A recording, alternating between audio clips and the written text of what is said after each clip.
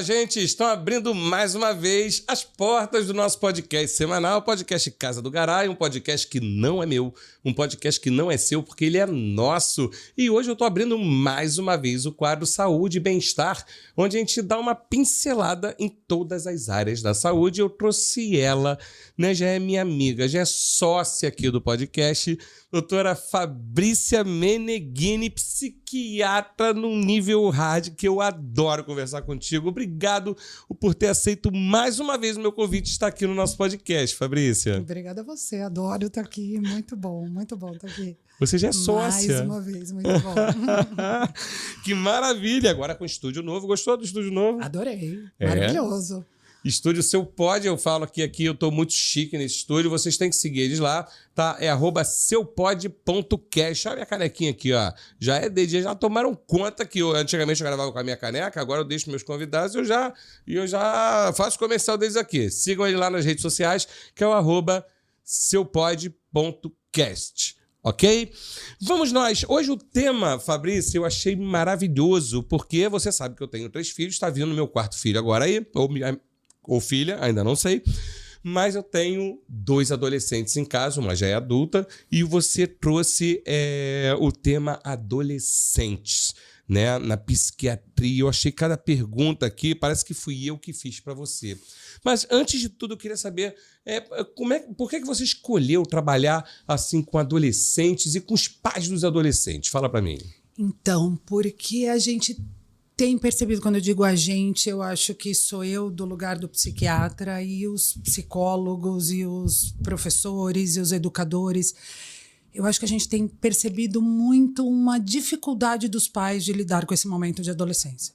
A gente percebe muitas vezes que chega para a gente o filho adoecido, mas os pais estão mais adoecidos ainda, não às vezes por conta da doença do filho, mas o momento do filho da adolescência. A adolescência é um luto, né? É um momento que eu estou saindo da minha infância, estou deixando aquele corpo de criança, estou deixando as brincadeiras de criança, a vida da infância, para entrar na vida adulta. Aquela pessoa, aquele ser está vivendo esse momento. Por um lado, estou ganhando, por outro, eu estou morrendo, né? Essa é a palavra. É a morte de um momento para o nascimento de outro. Sim. E os pais enlouquecem com isso. E a gente vê o quanto os pais ainda estão presos naquela criança. Por que ele não sai mais comigo? Por que ele não joga mais bola? E os conflitos vão crescendo dentro de casa por conta dessas mudanças, né? Então, a gente tem visto muito o quanto os pais precisam aprender a lidar com esse momento para ajudar seus filhos e não atrapalhar, né? E aí surge de uma discussão em um consultório, de um trabalho em escola, a gente vai vendo essa necessidade de educação. Por isso, eu escolhi isso. Fora que eu sou mãe também. Sim. De uma adolescente, porque a adolescência vai até os 25 anos. Ai, que bacana! Essa é uma pergunta que eu ia te fazer. Não é? Porque a gente imagina adolescente é aquela... Até né? 16, 17 anos. Não. Adolescência, na psiquiatria, na psicologia, a gente considera até os 25 anos, porque é onde se forma... Acaba de se formar o cérebro do meu filho, né? Acaba de se formar, tem todas as podas neuronais e o córtex pré-frontal, que é onde a gente tem o raciocínio lógico, os limites, as percepções da vida. Ele acaba de se formar aos 25 anos. Então, é ali que eu estou totalmente formado. E como eu digo, eu sou mãe de uma adolescente ainda, porque a minha tem 20. Olha só. E eu acho que é muito bacana quando a gente passa pela adolescência de maneira saudável, né? A gente ganha, eles ganham, é muito bom. Que bacana. E realmente, eu falei para você que eu sou pai de adolescentes aqui, e tem uma hora que realmente os pais eles ficam perdidos. Total. Né? Porque é o que eu falei para minha filha, eu estava conversando com ela no carro, eu falei, filha, você sempre escutou sim, a tua vida toda, só que ela está com 12 e ela vai começar a escutar não, porque ela vai começar a querer fazer coisas aquém da idade dela. Um exemplo, ela queria ir para o Rock in Rio sozinha, com uma amiga, minha filha tem 12 anos, com outra amiga que tem 12 anos, para ver o show onde só tinha o rapper lá, com o Orochi, que não sei o quê. Eu sei, meu pai me proibiu ir no primeiro Rock in Rio de 85, eu tinha 14 anos, quase a idade dela, e hoje eu entendo meu pai. Então, assim, tem realmente situações que eu vou precisar de você. Eu vou precisar me atualizar de como que eu vou lidar com aquele adolescente ali. Exatamente. Eu acho que são limites, né? Que a gente vai construindo junto com eles. Eles vão dando o tom, sabe? É isso que você falou. Vai entrar num lugar onde vão começar outras situações. E à medida que eles vão trazendo, a gente vai lidando, né? Às vezes a gente tem uma ansiedade de já querer, olha, de agora em diante vai ser assim, assim, assim. E às vezes você nem vai precisar. É verdade. Tocar em alguns pontos. Agora, em outros, a gente vai precisar tocar. Então, a gente fala que quem vai dando tom para a coisa, quem vai dando o ritmo das imposições, das negociações, é o próprio adolescente. Ele vai conforme demanda. Sabe? Eu preciso ir agindo conforme demanda, né? Exatamente. Não tem jeito. É o que eu vejo. E para pai, a minha relação entre pai e filho, o pai e filha, é muito igual. Eu sou muito amigo dos meus filhos. Então, chegou essa fase com a minha menor, que é a Petra, que realmente está sendo diferente do que foi com a Sara, que foi a primeira. Realmente está totalmente diferente do que foi com o João, que é meu segundo. Porque eu acho que não é copia e cola, né? Cada um é uma característica diferente, né, Fabrício? Cada um é uma característica diferente. Eu acho que a gente vai construindo isso de acordo com cada personalidade, com cada um. E essa coisa do que é negociável, o que é inegociável, né? Como a gente fala, como vai dar os limites para o adolescente. É isso. O que são limites inegociáveis para você? Quais são os valores da sua família que vão colocando nesse lugar inegociável? E tem que ser pouco, né, Robson? Porque senão a gente desvaloriza o não.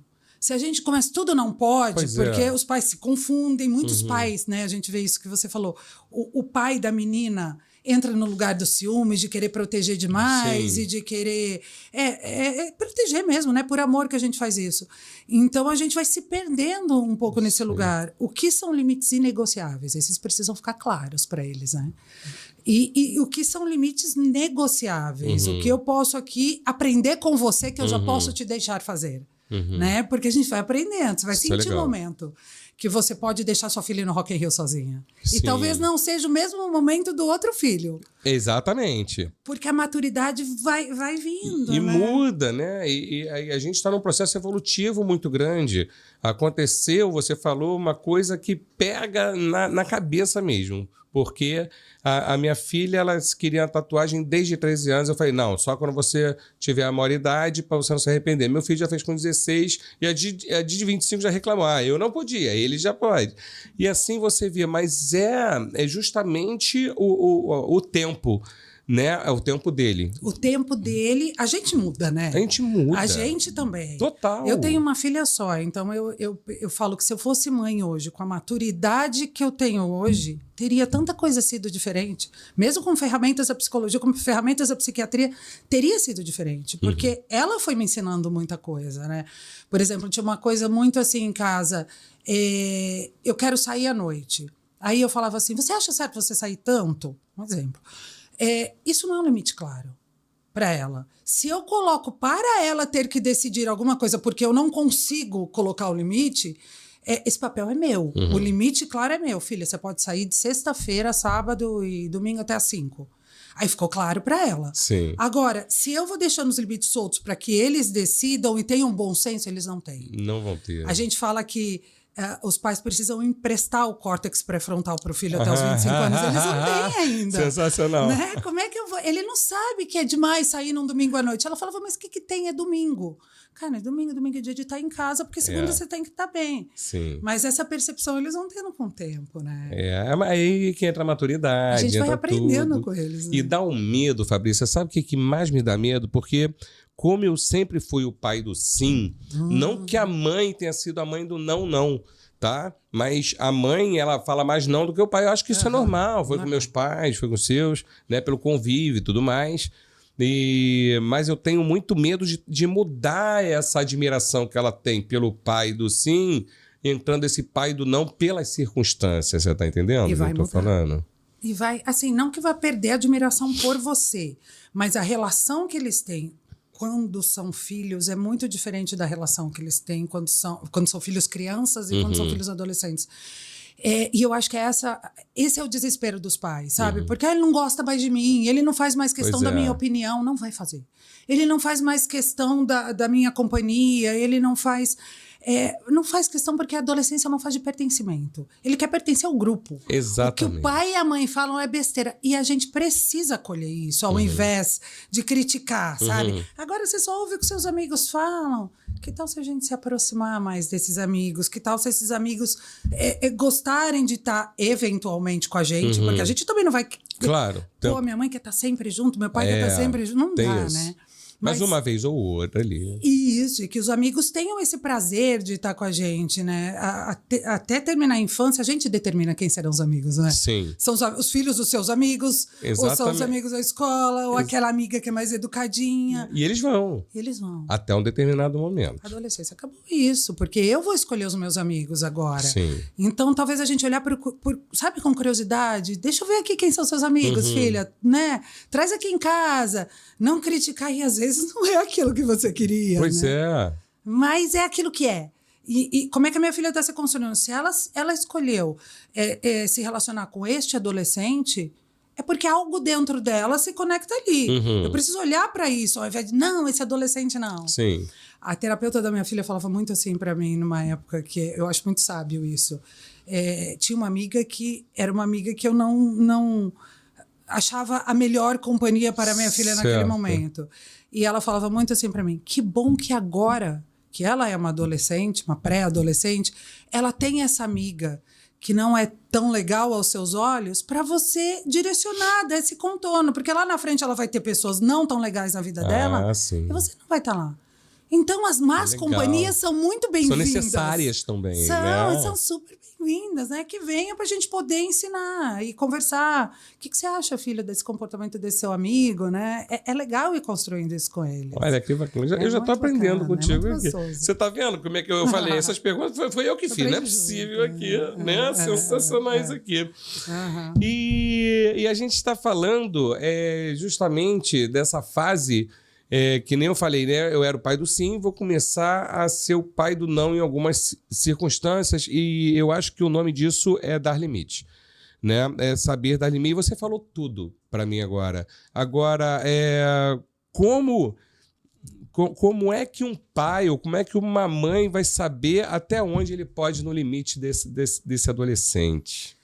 Até onde não se corra riscos. Eu acho que a regra é essa, né? Até onde eu entenda que não se corra riscos de saúde emocional ou física, até onde não se descumpra a lei, até onde eu sou responsável pela sua saúde e o seu bem-estar.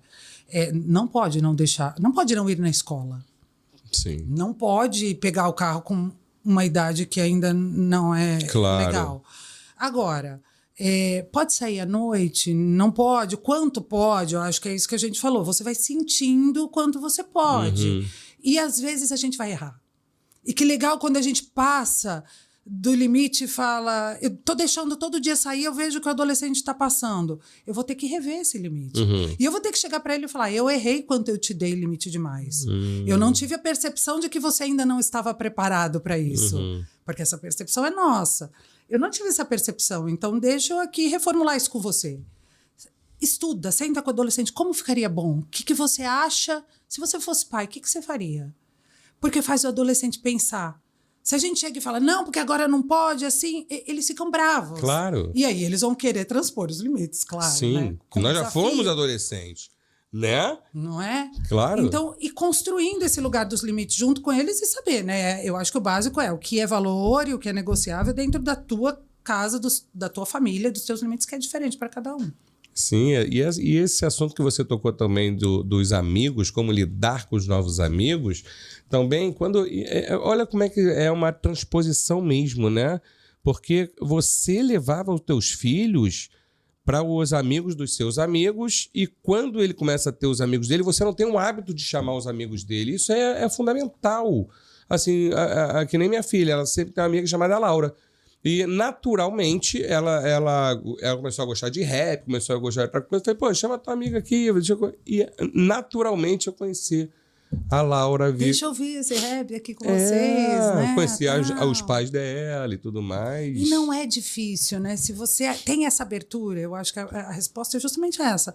A gente tem que estar aberto ao diferente, porque vão vir pessoas diferentes, né? Sim. E criar pontos de conexão, né? E quando a gente fala pontos de conexão, na adolescência é muito menor que na infância. Se eu tiver 1, 2 pontos de conexão com meu filho, está no lucro, sabe? A gente tem que aproveitar o momento de levar na escola para estabelecer uma conversa, ouvir uma música que eles gostem. Na infância era aquele tempo inteiro e tal. Aí não é que ele não gosta mais de você, o adolescente precisa de individualidade. Ele precisa dos momentos dele quieto, ele precisa estar mais com os amigos, é uma necessidade deles. Então, não dá para brigar com isso. Quando tá todo mundo lá em casa, os amigos, vamos aproveitar. Você sabe que aquela amiga gosta de tal coisa, outra. É criando conexões aos poucos e recebendo esses amigos, né? É difícil, porque tem aquele amigo que eu falo assim, eu sempre brinco, eu falo, se essa pessoa tá na vida da minha filha, ela veio para minha vida também. O que eu tenho para fazer é acolher e dar amor, né? É isso. Com os defeitos dela que eu não vou poder resolver, porque são da família dela, mas tá aqui na minha vida também, faz parte do meu contexto agora. Vamos aqui trazer para perto, e é incrível, né? Porque eles são muito legais. Eles são, são jovens, né? E você rejuvenesce junto com eles ali. Principalmente quando eles te tratam igual, principalmente quando eles se abrem para você, contam um segredo que é difícil, né? Então tem essa abertura com as amigas da minha filha, e eu acho isso muito legal. Mas uma das maiores dificuldades, eu me consultando com o Fabrício Meneghini, uma das maiores dificuldades é justamente, mas eu acho que eu falei muito bem, foi quando ela se compara com a criação que os outros pais dão, vamos dizer, a própria Laura, os pais deixaram ela ir para o Rock in Rio, ela com 12, 13 anos sozinha. E eu falei, mas ela tem os pais dela, com a criação dela, e você tem teus pais que não tolera isso. Então, aí que entra as divergências. Você falou um ponto que eu acho que é muito delicado. Eu nem tinha pensado em falar nisso, mas que é a nossa capacidade de suportar frustrar os filhos. Porque quando entra nesse ponto, por exemplo, você falou, é um limite muito estabelecido dentro de você que com 12 anos não vai para o Rock in Rio. Sim. E é um limite que está seguro dentro de você. Você tem certeza desse limite, você não está na dúvida. Então você pode falar com amor. Essa é uma regra, né? É bronca, não é bronca, é limite, não é limite. Com gentileza e com amor. Mas você vai ficar tão seguro daquele limite que você vai dizer, minha filha, não vai ser possível, sinto muito. E ela vai se frustrar, e ela vai ficar emburrada, e ela vai ficar um dia ou dois sem falar com você, talvez. E essa capacidade da gente de suportar esse lugar, normalmente a gente não tem. Mães são piores que pais. Sim. Acho que o pai quesito. sofre mais. Eu acho que o pai sofre mais. Você acha? Eu acho. Pelo menos assim. Acho que é porque eu sou mãe, eu acho que eu senti mais, né? Ou então você é uma mãe como eu sou pai, ou eu sou pai do sim. Então, quando eu começo a falar não, eu já não gosto de ser o malvado favorito. Mas a gente precisa ser. A gente precisa ser. Né? Se esse limite for muito, muito certo dentro de você, você vai saber dele. Sim. E aí você não vai ter dificuldade de colocar, porque você sabe que você está protegendo tua filha. Exatamente. E pronto, e é isso. Minha filha eu tô fazendo por amor. E ela tem o direito de ficar chateada. Eu, como tenho dificuldade de dizer não, às vezes eu via minha filha brava e eu ficava... Filha, mas você quer isso? Então você quer sair para jantar? Então vamos conversar? Então vamos... Tentando compensar. E ela muito terapeutizada, minha filha é muito sábia. Assim. Ela fala, mãe, me deixa aqui, eu tenho direito de ficar puta. Falei palavrão, não podia. Não, que pode? Eu tenho direito de ficar chateada. Eu tenho o direito de não gostar disso e de não querer falar com você hoje. Me deixa de mau humor. Respeita, né? Respeita. Vai Legal. passar. E passa. E passa. Quantas vezes a gente ficou chateado com nossos pais, Fabrícia? Porque a gente precisa do limite para se sentir seguro, né? Sim. Eu vejo muito adolescente sem limite, porque os pais não têm tempo, não querem ter trabalho. E aí o adolescente não sabe até onde ele pode ir. Ele se perde nesse limite. E aí vai criando um monte de consequências e enfim, riscos que eles correm durante a vida por conta de que eu não sabia até onde eu podia ir. Eu não sabia que isso ia me fazer por essa mal. falta de limite. Então até o limite é bom. Não, o limite gera muita segurança para eles, né?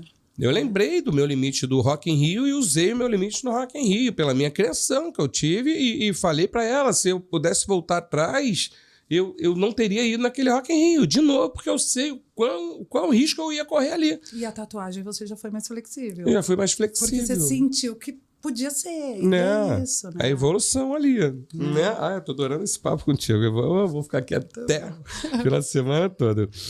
Quais os transtornos mentais comuns na adolescência? Essa pergunta aqui é maravilhosa, é tão importante, né? Então, comum, eles são, eu acho que assim, eles são sempre os mesmos, na verdade. O que a gente tem hoje mais evidência, falando muito mais de TDAH, né? Que a gente até falou um outro dia, que é um assunto que eu falo muito. Eu acho que o TDAH está em evidência por conta do próprio momento que a gente vem vivendo, de estudos e de evolução, né, de tudo isso, mas tem um mundo acelerado que quem não era TDAH, mas tinha a concepção genética para ser... Hoje em dia, os ambientes levam muito mais a manifestar os sintomas. Então, a gente já tem mais TDAH. Eu acho que tem mais sintomas de TDAH se manifestando em quem já tinha. A gente pensando no TDAH como um transtorno do neurodesenvolvimento. O que são os transtornos do neurodesenvolvimento? São os transtornos que eu já vou nascer predispostas a eles. O transtorno do espectro autista, a descalculia, dislexia...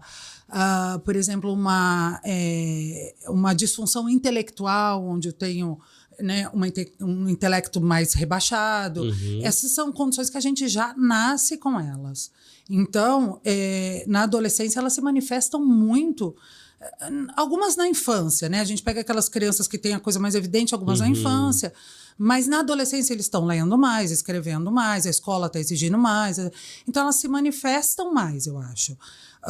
Agora, a gente tem as doenças psiquiátricas, né? Que é a ansiedade, a depressão, o síndrome do pânico, os transtornos da personalidade, que eles vão se manifestando ao longo dos anos. A gente fecha critério diagnóstico para um transtorno de personalidade, que a personalidade é como eu costumo dizer que é o caráter, mas não é bem o caráter, mas é como eu sou. Não é estou doente agora, é como eu sou, né? Por exemplo, quem é um psicopata, quem é um narcisista perverso, é do caráter, é do jeito de ser da pessoa. Mas os transtornos da personalidade, a gente fecha critério só com 18 anos. Porque a gente entende que é onde a personalidade está acabando de se formar e que ainda tem muita mudança, né? Então, assim, mais comuns na adolescência hoje em dia, apresentam-se mais pra gente a ansiedade, fato, né? Porque o mundo está aceleradíssimo, a depressão e os transtornos do neurodesenvolvimento. E às vezes vem, por exemplo, um autista. Corta isso porque a gente tem que falar uma pessoa com autismo, né? Então, às vezes vem uma pessoa com autismo no consultório, essa criança chega deprimida. Por quê? Talvez um pouco antes a gente estava falando sobre isso, né? Talvez porque exijam de mim uma personalidade que eu não tenho. Talvez exijam de mim uma relação social muito mais efetiva do que a que eu tenho. Talvez exijam de mim uma extroversão que eu não tenho. Então a criança chega no consultório deprimida, o adolescente, né? Por que está deprimido? Quando você vai investigar, por trás tem um transtorno do neurodesenvolvimento não diagnosticado e que a criança está dando conta daquilo sem saber que tem. TDAH, né, que a gente já falou, a criança não dá conta da vida dela organizada como poderia ser. E aí ela vai deprimindo, porque ela vai sendo criticada, ela vai se sentindo incapaz, chega no teu consultório deprimido ou ansioso. Mas são transtornos, de qualquer maneira, as doenças psiquiátricas, a ansiedade e a depressão, muito mais do que um transtorno bipolar, uma esquizofrenia, ainda que sejam comuns. E os transtornos do neurodesenvolvimento, que aí vem coisas que são olhadas na escola, né? Muitas vezes. A escola traz para você. E aí o pai e a mãe vão chegar no consultório com isso. E eu acho perigosíssimo, né, Fabrícia?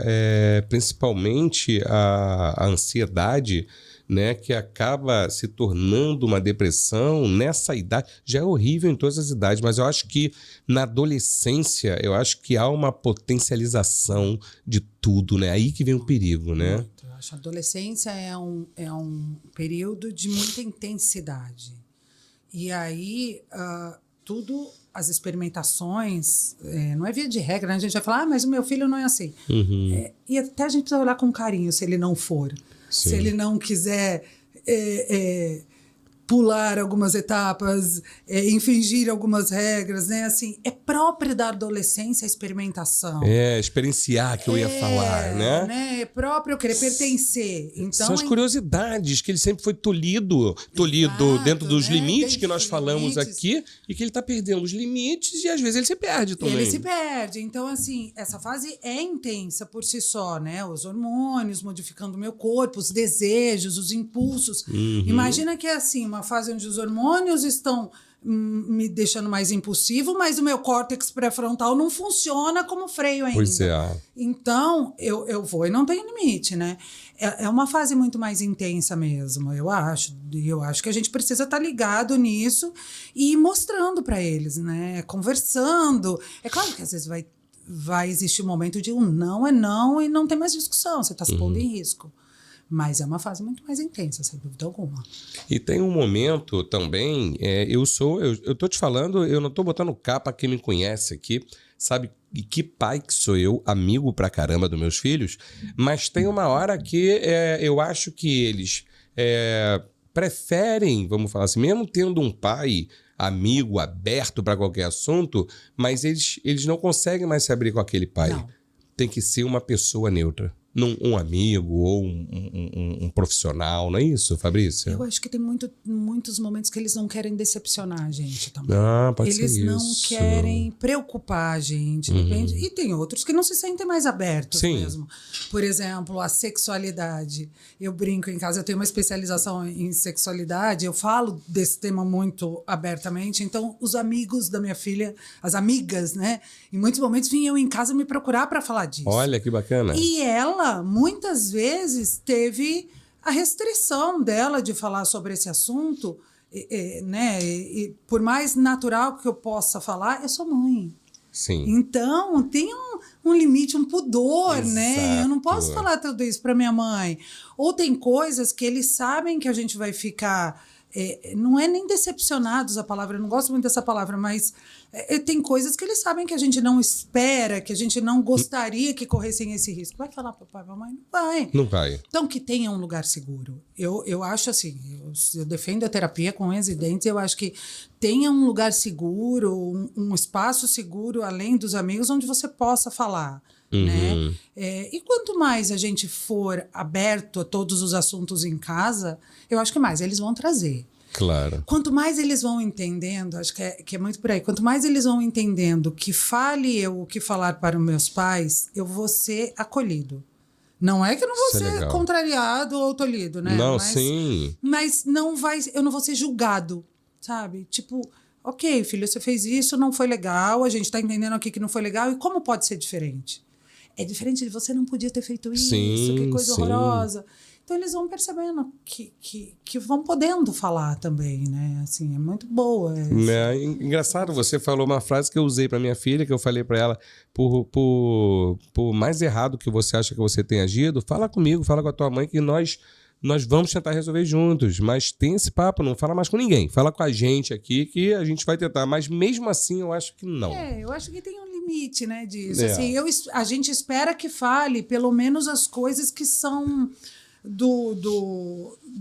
da segurança, né? Das grandes dúvidas, do limite. Ontem à noite fiz uma coisa muito ruim, então é melhor que eu conte para minha mãe e para meu pai, porque isso aqui pode me oferecer algum risco. Exatamente. Né? É legal que você possa falar cada vez mais, mas ainda que eles não possam falar tudo, que essas coisas da segurança, eles vão entendendo que quem vai estar ali para eles é o pai e a mãe sempre, né? É isso, ponto. Sim. Então, assim, se tudo der errado, é seu pai e sua mãe que vão estar aqui. Vai ser o último crédito que eu vou usar ali, papai e mamãe. É o que eles querem falar, né? Deixa eu conversar aqui com os meus amigos, vai ouvir a opinião de todo mundo e por último vai ouvir a nossa e tá tudo bem. É essa fase, sabe? Se a gente quiser inverter, eu acho que a gente se perde do adolescente quando a gente tenta inverter isso. Sim. Você tem que ouvir primeiro seu pai e sua mãe. Não, já foi. O que a gente tinha para que eles ouvissem primeiro ficou ali. E agora, como eles vão ouvindo a gente? Eu acho que no exemplo. Eu vejo que a minha mãe gosta muito de trabalhar. Eu vejo que a minha mãe vem feliz do trabalho todo dia e que o trabalho para ela é uma coisa super bacana. Então, eu vou entendendo que trabalhar é uma coisa legal e pode ser bacana. Agora, se a gente chega e fala, né? Trabalhar é legal, foca no seu trabalho, pensa no que você vai ser na vida. Eles já vão criando um outro distanciamento com a gente. É verdade. São as referências, né? Conselho, né? O exemplo é o melhor conselho. São as referências pelas ações. Como você se relaciona com a mãe deles? A figura masculina da sua filha possivelmente vai ser você, os irmãos mais velhos. Né? Então não é o que eu digo, mas é o que eu faço. É o que eu faço. São as referências. É o que eu falo. Eu e a mãe deles, nós somos separados, mas somos melhores amigos. Né? O namorado da minha ex-mulher é um dos meus melhores amigos. Então eles veem isso são referências para se ele terminar um relacionamento, ou se ela terminar um relacionamento. Não é chamar de porque o falecido. Não tem nada disso, não. Que exemplo de amor, de parceria, né? Claro! Isso fez parte da tua vida tanto Gente, tempo. Ela me deu minhas 3 pérolas que eu tenho hoje aí, né? Isso. E tem todo o meu respeito, todo o meu apoio, todo o meu carinho e união. Sabe? Todo mundo unido ali. Adoro essas famílias GNT. É bom, isso aí. Porque é sobre amor, né? Isso é amor. Né? Isso. É amor. Agora tem um tema aqui que eu tava doido para que chegasse nele aqui, que eu já fui professor de teatro, né? E as pessoas chegavam para mim, principalmente os pais de adolescentes, falavam: nossa, minha filha tem que fazer teatro porque ela é muito tímida. Como é que lidar com a timidez dos adolescentes, Fabrícia? Não é dos adolescentes, né? Eu acho que a timidez é da personalidade. O que acontece, considerando uma timidez saudável, o que acontece é que na adolescência a gente espera que eles se relacionem muito. A gente compara. Poxa, a filha da vizinha sai com os amigos toda semana e eu não saio, e o meu fica em casa. Todo mundo tem um grupo na igreja que os adolescentes participam, mas não quer participar. Ou todo mundo faz um esporte, né? Ou todo mundo. O meu filho mais velho fazia, como você falou, né? Você que tem referências. Então, primeiro eu acho que a gente precisa entender. É uma timidez funcional, é uma timidez que causa sofrimento para esse adolescente, porque aí a gente já está falando de um lugar mais patológico. Sim. Como lidar nesse caso? Eu acho que é entender a causa. Porque se a timidez está passando de um limite normal para um limite de desconforto, né? Eu acho que aí precisa entender. É uma insegurança com o meu corpo? É uma insegurança com o meu jeito de falar? Eu me sinto incapaz? Eu me sinto inútil, inválido? É muito sobre autoestima, sobre autoconhecimento. Quando o adolescente se conhece, ele vai falar para você: tá bom para mim, pai, ter 2 amigos. Né? As pessoas que caminham no espectro autista, a gente fala muito sobre isso, porque eles têm esse social, muitas vezes, um pouco mais restrito. Mas não faz falta na maioria das vezes. E quando eles chegam aí, falando dos transtornos, adoecidos no consultório, né? Por conta da exigência dos pais e da sociedade, eu não sou igual a todo mundo. E aí, quando você começa, mas você tem mesmo que sair tanto? Te faz feliz? É diferente do adolescente que chega e fala: eu queria ter mais amigos, mas não tenho.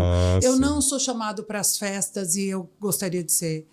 Aí eu acho que qual recurso terapêutico faz sentido para aquela família? A psicoterapia, obviamente, mas além disso, é uma aula de artes, é uma aula de teatro que é maravilhosa, né? Para aprender a lidar com as expressões corporais. Sim, eu amo teatro. Nossa. Eu acho uma ferramenta incrível, assim, para adolescente, né? E aí eles criam novas conexões e tal. Mas eu acho que lidar com a timidez do meu filho é muito mais lidar com as minhas expectativas sobre o meu filho. Né? Deixa eu entender aqui. Ele buscou ajuda? Ele te pediu ajuda para isso? Se ele nem pediu ajuda, pois é. Aí parece que você falou uma coisa importantíssima, sempre fala, né? Mas que os pais querem moldar aquele adolescente à sua maneira. À sua maneira.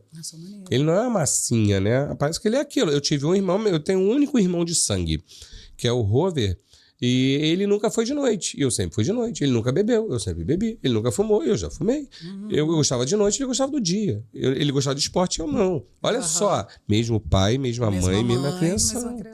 Não é porque ele não queria sair de noite que ele não se socializava. Mas ele sempre foi taxado como antissocial, por isso. E não é. E aí ele vai se rotulando assim, vai chegando no final da adolescência para a vida adulta, talvez ele comece a ter problemas porque ele se entende assim. Pois é, ele é só antissocial. Ele já se auto-intitula assim, né? E aí para tirar esse rótulo já é um trabalho bem maior. Já. Com certeza, com certeza. Olha só. E depois disso, eu vou entrar no outro assunto aqui que também é polêmico e é importantíssimo, que é sobre o uso de substâncias, né? Pode ser substâncias químicas e tudo mais, pode ser a bebida, pode ser uma droga. E na adolescência acontece muito e isso já não é novidade, já vem de um certo tempo. Como lidar, Fabrícia Meneghini, pelo amor de Deus, com essa situação dos adolescentes? Eu acho esse um dos assuntos mais difíceis, mais delicados, assim, eu acho muito preocupante, né? Porque a gente... E o que me preocupa mais, as drogas lícitas. Essas são as que mais me preocupam. Uhum. Porque, de alguma maneira, tem lares que autorizam, né? Assim, eu não deixo meu filho usar vape, mas eu uso. Pois é. Aí eu digo, não é para você porque você é menor de idade, não é para você porque você é uma criança, mas eu tô usando aqui, eu tô dando esse exemplo, que é o que a gente acabou de falar. Sim. Pô, ele vai entendendo que isso é legal, Pois ele vai entendendo que é bacana, né? Então, é um lugar onde eu preciso, primeiro, pensar no que eu estou trazendo como normalidade para a vida do meu filho. Eu acho que esse é a base, sabe? O álcool, por exemplo. Tem famílias que são moldadas pelo uso de álcool. Quase todas as noites, o pai abre... vou tomar meu whiskinho à noite para relaxar. Sim. Gente, se eu preciso todos os dias de whisky para relaxar, eu vou ensinando que isso é ok, normal. Sim. Todo fim de semana tem bebida em casa. Não que isso seja errado ou certo, mas a gente precisa pensar o que a gente está trazendo como exemplo para os nossos filhos. E aí a gente vai falando, cigarro, né? Se eu quero que o meu filho não fume, isso não necessariamente garante que ele não vai fumar. Mas, obviamente, que se a gente vai mostrando para aquela criança, que é onde eu estou moldando né, aquele ser, eu estou moldando, eu estou trazendo informações para que ele se molde, eu vou mostrando que aquilo não é tão legal, a chance dele chegar na adolescência e querer experimentar aquilo é bem menor. Claro. Eu cresci ouvindo que cigarro... Aí esse é um exemplo meu. Eu cresci ouvindo eu falar muito mal do cigarro, o cheiro do cigarro, a minha mãe brigava com meu pai por causa do cigarro. Eu já experimentei uma vez. Nem acho que o meu inconsciente nem permitiria que eu gostasse. Mas porque eu já estava tão... aquilo é tão ruim. As tuas referências ali. Nunca mais. Agora... A gente está falando de álcool e a gente está falando de vape, né? Que para mim é um problema sério também, de saúde pública. Agora, como é que a gente fala dos remédios? O meu maior problema em consultório com adolescentes hoje é remédio. Meus adolescentes internam muito mais por remédio do que por cocaína. Sério, Fabrício? Por remédio? Por remédio, porque, Robson, quem não tem um Rivotril dentro de casa, um Frontal, um Alprazolam...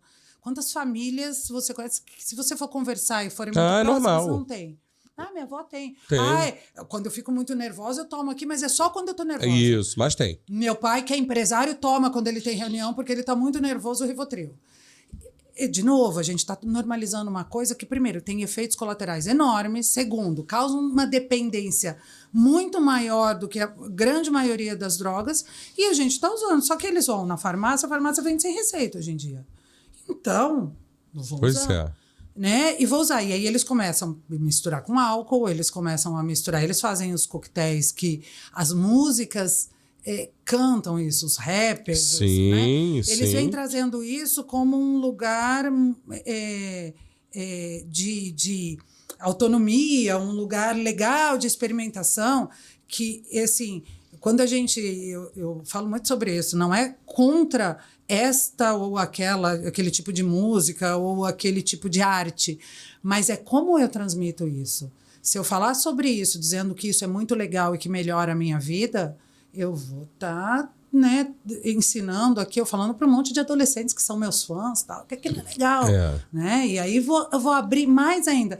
Então, como a gente vai abrindo para esses adolescentes essa normalidade, os remédios são assim, desastrosos. Eles usam oxicondin, que é codeína, eles usam remédio para alergia, eles vão mencionando tantos remédios hoje em dia, eles sabem fazer isso, porque a informação está na internet, está nas séries, está nos filmes, eles sabem fazer isso. Eles fazem muito melhor do que a gente se fosse fazer. Sim. E aí é um problema, sabe? Então eu acho que eu falo muito sobre as substâncias, muito mais nesse lugar de a gente entender o que é o que pra gente, o que não é, né? Porque a gente vai trazendo isso para eles de alguma forma. Vai acontecer deles experimentarem? Dependendo da personalidade da criança, pode ser que sim, da criança, do adolescente, pode ser que sim ou não, né? E se acontecer, eles vão te contar? Pois é. Acho que não. Também. Às vezes vão, às vezes não. Assim, eu tive essa experiência em muitos momentos com a minha filha, dela trazer para mim algumas experimentações. Outras não. Porque talvez ela achasse, essa minha mãe vai ficar brava, essa não. Entendi. Ou ela foi criando com o tempo uma confiança de que, ok, já podemos falar sobre tudo. Mas foi um aprendizado das duas, sabe? Com meus filhos foram assim também. Né?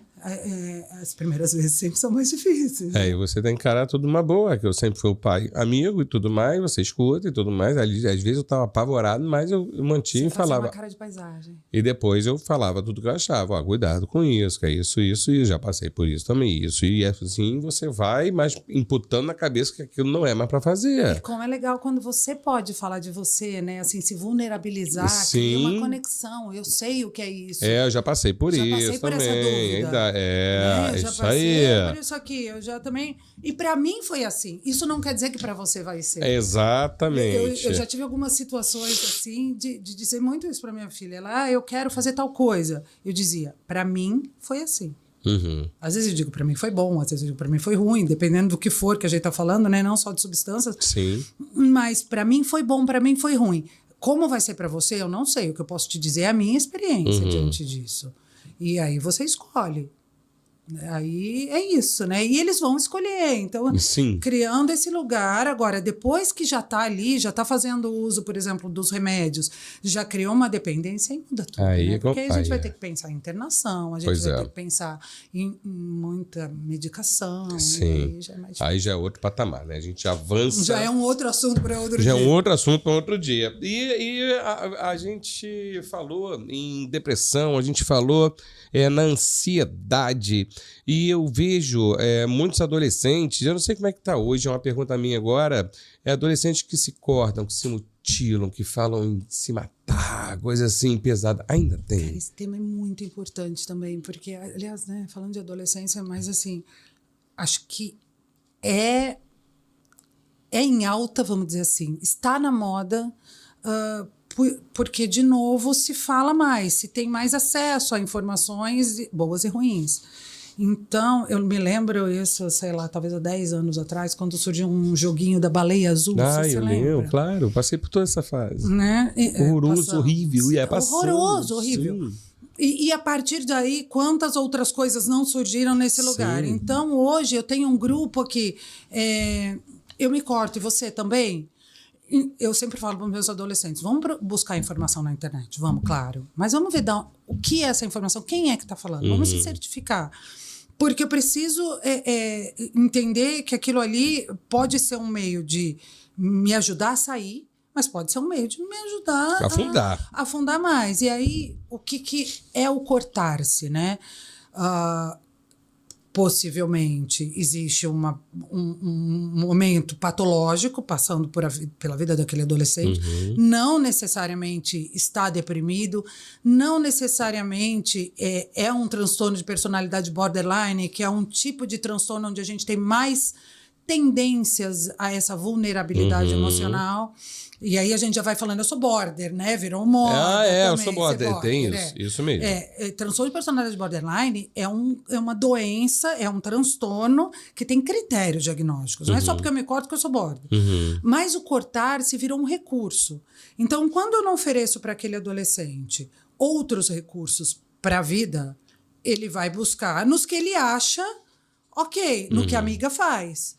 Se eu tô ansioso com uma prova que eu tenho a semana que vem E eu tenho várias alternativas. Eu posso meditar, eu posso fazer atividade física, eu posso falar com a minha psicóloga, eu posso dançar, eu posso assistir um filme, eu posso conversar com as minhas amigas, eu posso me cortar. São várias alternativas. Sim. Qual eu escolho? Agora, quando eu não tenho outras? Quando aquele adolescente começa a entender que a única alternativa da vida dele é a substância química, ou que a única alternativa na vida dele é o cortar-se, eles vão cortar-se. E às vezes eles se cortam, alguns, né, e aí já entra num lugar mais doído, mais disfuncional, caracterizam o corte como um alívio. Falando do cortar-se, do automutilar-se, não só o cortar-se, né, mas Sim. assim, porque a dor que eu sinto é tão grande que quando eu me corto, eu sinto um alívio, porque eu estou prestando atenção em outra dor. Né? Isso é um lugar que a gente precisa olhar com muito carinho, com muita generosidade, porque os pais se desesperam e aí pioram a situação toda, porque é desesperador mesmo. Claro, claro. Mãe, né? Mas, às vezes, aquele adolescente está fazendo meio que porque a amiga disse que para ela funcionou, eu vou aqui tentar também para ver. E às vezes não funciona e nunca mais ele vai repetir. Sim. Mas o que eu tenho a fazer como terapeuta, como pai, como mãe? Preciso oferecer outros recursos. Quando o adolescente fala para mim que está pensando em suicídio, eu digo, é uma possibilidade. Mas quais outras a gente tem? A gente precisa falar sobre isso claramente. Você está pensando em tirar a sua vida? Você está pensando em suicidar-se? Qual é outra alternativa que você teria além dessa? Né? Onde a gente pode construir outros lugares mais seguros do que esse? Porque se eu não falar sobre isso claramente, a gente vai sair desse lugar, a gente não vai entender quais outros recursos a gente pode ter, né? Uau, e você já passou por experiência assim? Já com passou. Adolescente, esse assunto, é isso que você, né, falou, é um assunto em voga, assim, na intensidade deles. Eu acho que muitas vezes é só cogitam, sabe? Assim, cogitam como eu posso isso. Como hoje a gente fala muito sobre os assuntos, eles têm também esse discurso, né? É uma possibilidade. Sim. Né? Então, vamos falar sobre ela. Como seria, né? O que você construiria ao redor disso? Como é que seria para sua família? Como é que seria para você? E se não der certo, como é que você... Né? Tudo isso vai criando neles também uma realidade de, peraí, não é tão simples assim quanto eu imaginei. Fui meio a fundo, né? Deixa eu voltar a dar uma ré aqui, né? Deixa eu pensar de novo. Agora tem, lógico, o impulso, né? Também deles que a gente precisa lidar. Então, construir recursos dentro deles, sabe? É o ideal. Um assunto aqui que a gente falou em TDAH, agora tem o TOD também, né? O TOD é o transtorno opositor desafiador. Isso. Né? O TOD é também outra moda, porque assim como toda criança agitada é TDAH, toda criança mal criada tem TOD. Ah, tem isso agora. Né? Então, assim, ele tem TOD. Meu filho tem TOD. TOD. E aí não é mais um problema de limites de educação. É TOD. Tem TOD, então ele está autorizado a, né? E eu não sou mais o responsável por isso. E aí eu acho que a gente tem que diferenciar também para não minimizar e nem maximizar a coisa. Mas também, às vezes, a gente minimiza, né? Porque o TOD não é uma falta de limite. TOD não é falta de educação. TOD é um desses transtornos do neurodesenvolvimento, onde a minha função cerebral tem ali algo alterado que faz com que eu tenha o prazer, que faz com que eu tenha necessidade de me opor e desafiar. Então, por exemplo, assim, um exemplo que a gente sempre dá. Eu digo para você, a sua camisa é amarela. Você vai me dizer, não, Fabrícia, minha camisa é preta. Isso é um fato. É preta. Não tem o que eu achar. Não sei se seja daltônica, ela é preta. E eu vou dizer, não, Robson é amarela. Não, mas olha aqui, fulano, essa camisa, que cor é? E o fulano vai falar, é preta. E eu vou continuar dizendo, não, é amarela. E aí você vai começar a se irritar. E eu vou continuar dizendo que ela é amarela. E no momento que você me disser, ok, Fabrícia, ela é amarela, eu vou falar, eu tô achando que ela é verde. É o simples fato de desafiar. A gente está falando de um exemplo bobo, mas é aquela criança que a mãe fala, vai tomar banho. Ele fala, não vou tomar banho. Vai tomar banho. Não vou tomar banho. Mas são 10 horas da noite, você está sujo. Eu não vou tomar banho. E depois a mãe manda ele comer, ele vai tomar banho. Então, essa criança vai estar sempre desafiando os pais. E isso acontece muito pequeno. E eles têm um controle de impulso, de impulsividade, uma agitação que acaba virando uma agressividade. Então, é aquela criança que normalmente tem um tônus de movimento maior e está sempre na oposição. E isso precisa de tratamento, precisa de remédio. Mas nem tudo é TOD, né? A maioria das vezes não é TOD. E aí vai virando aquela criança que é muito briguenta, muito que não obedece em nada por uma questão realmente de valores e de limites familiares, vai virando TOD. Eu acho que é uma outra questão. As escolas, a gente trabalha muito isso em escola, né? Vai falar sobre isso em escola, porque os próprios professores precisam começar a diferenciar e saber... O que é TOD, né? o que é... O que é. Às vezes é falta de educação mesmo, né? Vamos botar assim, porque tem muitos pais, eu não sei se você vai concordar comigo, mas eu acho que sim. Às vezes dá até o telefone celular na mão do filho para ele calar a boca, ele se divertir, para eles começarem... E o filho ele fica meio perdido. Vamos voltar naquela frase do perdido. Limite, né? E ele começa até para chamar a atenção. Não, você é assim agora. Agora, você também, como tudo tem as suas técnicas. Você sabe identificar se é TOD ou se o moleque é um capetinha, né? Assim, é isso. Eu preciso de uma anamnese bem detalhada. Às vezes eu peço para os pais filmarem algumas situações. Quando criança, né? Não já como... Porque o que acontece? O TOD, quando ele não tratado...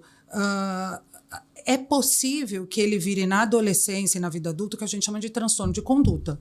O que é um transtorno de conduta? É tudo que envolve a lei. Então, como ele é essa personalidade desafiadora que quer desafiar tudo, ele vai começar a desafiar a lei. E aí começa a trazer problemas legais. Sim. Então, é muito comum que um adulto com transtorno de conduta tenha sido uma criança com TOD. E como diferenciar isso, né? E a partir do momento que a gente diferencia o psiquiatra, o psicólogo vão ter essa capacidade, essa visão. Agora, isso que você falou é super importante, né? O quanto eu quero tirar de tempo e quanto eu consigo também, porque às vezes não é só sobre querer, né? É sobre conseguir também. Muitas vezes os pais não conseguem, não tem tempo porque não conseguem mesmo. Sim, é verdade. Trabalham o dia inteiro, ficam 3 horas no transporte para chegar em casa à noite. Sim. E aí eu não consigo, né, educar meu filho. E outras vezes eu não quero ter esse trabalho, eu não quero entrar nesse lugar, então eu vou delegando, terceirizando para o celular, para babá, para outras coisas. Né? E esse tempo de qualidade que a gente tem todos os dias com o filho, a gente consegue olhar no olho, consegue diferenciar, né? Eu acho. Somos felizes por isso. Amém. E uma coisa aqui, só coisa importante, na adolescência, vou falar na adolescência agora, como dar uma bronca num adolescente, porque é totalmente diferente quando você dá numa criança, né? Totalmente. Porque não é a bronca em si, né? Mas, de novo, o que a gente vai fazer ele pensar. Eu gosto muito do educar com pergunta, sabe? Ao invés de eu dizer assim, você não devia ter feito isso, eu falo, o que você acha sobre fazer isso? Né? Então, eu tenho um exemplo de uma família que eu acho que a melhor resposta é essa. A filha mais velha estava com problema com vape, a criança mais nova, de uns 12, 13 anos, foi percebendo aqueles pais. Primeiro, dando atenção para a mais velha por conta do vape. Ainda que dando atenção no sentido de reprovar, mas estava dando mais atenção a ela. Atenção. E às vezes o jeito que eu tenho de chamar a atenção dos meus pais é criar problema. Né? Porque quando eu estou... Ou adoecer. Porque quando eu adoeço, eu tenho cuidado e atenção. Sim. Então, aquela menina mais nova, olha o exemplo da irmã, que é alguém que ela admira, sim, fazendo, né? Fazendo e usando o vape, e tem a ideia de pegar o vape da irmã e levar para a escola. E aí ela leva para a escola, e a mãe é chamada na escola, olha, fulana, sua filha trouxe aqui, inclusive estava oferecendo para as amiguinhas e tal. E a mãe, muito bacana, porque a mãe terapeutizada, já nesse processo de mudança e de entendendo, né, como é que eu lido, chegou na escola, trouxe, não, vamos embora, filha, tal, né, e vamos conversar em casa. E aí ela me contando depois, é muito interessante como ela construiu isso, porque ela foi trazendo para a filha essas perguntas. Não é o que você fez, mas Por que essa necessidade, né? Como é que você acha que a amiga da sua mãe vai receber, da sua amiga vai receber isso quando souber, né? Vamos pensar aqui da amiga, a mãe da sua amiga falando com ela. Como é que você acha que ela falaria? Olha, essa sua amiga trouxe um vape para a escola. O que você acha que ela vai estar falando agora? E aí o teu filho vai ter que te dar essa resposta. Então, ele vai parar para pensar como é que é aquela mãe falando com a criança. E como é que você acha que o vape vai agindo no corpo da criança? E espera ela responder. Porque, né, a gente vai falando. Claro. O dar a resposta não faz o adolescente pensar. O perguntar faz. Então, as broncas eu acho que precisam ser mais na conscientização mesmo, né? Legal. Como é que foi? Eu fui... Uma vez a minha filha chegou para mim. Eu fui numa festa escondida ontem, eu não te contei. E como é que você está se sentindo agora? Como é que foi a sensação de ir? Me conta. O que você sentiu antes de ir? Eu senti medo, mas eu também senti vontade, não sei o quê, não sei o quê. Agora, se eu chego, você não vai mais, agora você não vai mais sair, agora eu vou vigiar o seu celular, agora eu vou... Nunca mais. Eu fiz ela pensar sobre. E se você tivesse me contado antes, o que você acha que eu faria? Eu acho que você ia me dar bronca, você não ia deixar eu ir. E se eu não deixasse, né? Então, assim, trazer as perguntas para que ele pense é a bronca ideal, porque além de você estar colocando o limite, e depois você pode até dizer o que você acha, né? Olha, eu acho que... Mas você está colocando o limite de uma maneira amorosa e está fazendo ele fazer sinapse, né? Construir ideias dentro da cabeça. E depois, eu acho bacana também você dar a tua opinião baseado na resposta dele. Claro. Tipo, que nem você falou agora. Mas o que você acha que se me falasse antes, eu ia falar, acho que você falaria não. E depois você fala, poxa, filha, se você tivesse me pedido, eu iria deixar. Ou se eu não deixasse, seria por causa disso. E talvez eu não deixasse mesmo. E se mas eu você não ia ter que lidar com essa frustração. Exatamente. Né? É legal a gente poder, porque aí você está construindo com eles essa bronca. Não é uma bronca dada de cima para baixo, é horizontal, né? Não é vertical. Que é evolutivo isso, né? Antigamente era, não vai mais sair. Vai ficar uma semana de quarto sem janela. Tinha isso. Não era? Nos castigos. Sem celular, sem televisão. Não tinha nem celular na minha época. Assim, uma semana sem janela. Sem fazer na janela. Sem a televisão. Aí, tá vendo? Era assim, né? É difícil, porque ele não entende o porquê. Né? Ele não está construindo. Olha como conclusão. nós evoluímos, né? É isso. E quantas vezes a gente não chega e fala assim, eu não sei. Muitas vezes eu disse, eu não sei como lidar com isso. Como é que a gente pode lidar com isso aqui que você fez e eu nem esperava? Como é que a gente vai lidar agora? Porque eu também não sei, eu nunca fui mãe. Sim. Ou fui mãe de outra pessoa que não era de você, ou fui pai de outra pessoa. E nunca passei por essa situação. Nunca fui mãe de fulano, pai de fulano, nunca passei por isso. É muito legal. É muito construir bom. Com eles, né? Assim, você vai construindo uma parceria. Sim. Pô, que maravilha escutar isso, porque é justamente aí que você cria mais conexão com seus filhos e até aquele medo que eu tinha de ser o pai do não, olha só como é que as coisas vão se interligando. Você passa a ser um pai compreensível, um pai evoluído, né? E aí é legal. Ô Fabrício, eu amo o teu trabalho. Eu falei pra você que eu ficaria com você aqui o final de semana inteiro, mas eu quero só dar um spoilerzinho que eu achei uma coisa tão bacana que eu tô sabendo que você vai palestrar, vai criar uma escola tipo para os pais dos teus pacientes para vir junto contigo. Você pode falar um pouquinho sobre isso para mim? Eu tenho uma parceira assim de trabalho que a gente vem construindo, uma pessoa que é incrível, que é a Elisa Bickels, que é psicóloga e ela tem uma experiência enorme com adolescentes também, adolescentes graves, e a gente conversando, né? Essa coisa de vamos falar sobre esse paciente. Eu gosto muito de trabalhar com os psicólogos, assim, tem parceiros incríveis. E a Elisa veio pontuando para mim isso. Fabrício, eu acho que os pais dos nossos adolescentes não estão preparados. A gente recebe os filhos, a gente consegue, às vezes, contornar aquela situação, mas os pais não sabem como lidar com aquilo que é perfeitamente aceitável. Sim, claro. Né, em muitas situações. Então, a gente está com um projeto agora, a gente vai começar a fazer mensalmente, inicialmente, o que a gente chama de escola para pais. A gente vai receber pais e convidados para falar sobre essas dificuldades pequenas do dia a dia, sabe? Ele não quer mais jantar na mesa comigo, Sim. O que eu faço? Ele se tranca no quarto todos os dias no celular, como fazer? Cheguei em casa e vi minha filha querendo se cortar, o que fazer?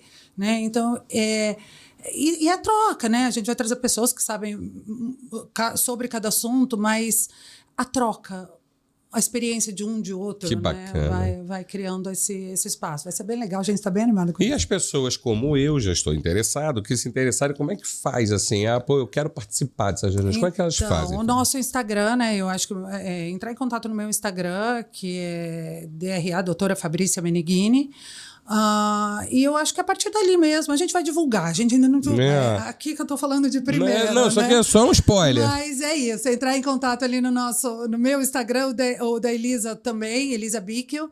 E aí a gente vai... Mas a gente vai começar a divulgar isso. Pô, que maravilha. Parabéns pela iniciativa. Eu adorei você aqui de novo no nosso podcast Casa do Garay. Você é uma Garay, você é uma conquistadora, né? Já tem a chave aqui. Esse estúdio aqui é nosso. Você é sócia aqui já do programa.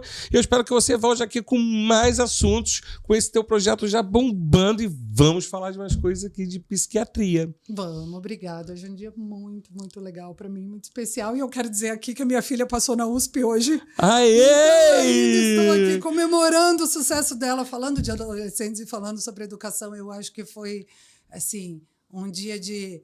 Eu vou lá no Robson, eu vou falar de algo que é muito especial para mim. Olha, que legal. E que tudo se encaixa no fim, né? Parabéns. Qual é o nome da sua filha? Pietra. Pietra? A minha é Petra. Do Pietra, parabéns, parabéns pelo sucesso aí, viu? De ter passado na USP. E você tem uma carreira maravilhosa e Deus sempre ali iluminando teus caminhos. Talvez você venha aqui um dia com a tua mãe, tá bom? Beijo pra você.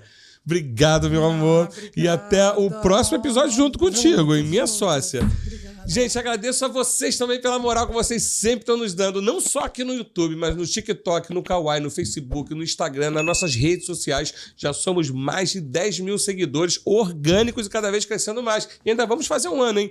Queria agradecer a toda a equipe do Seu Pod. Sigam eles lá nas redes sociais, @seupod.cast, nosso parceiro aqui. E também o jornal DR1, notícias fresquinhas, semanais. É só acessar o @jornal DR1. Um beijo no coração de vocês e até o próximo episódio.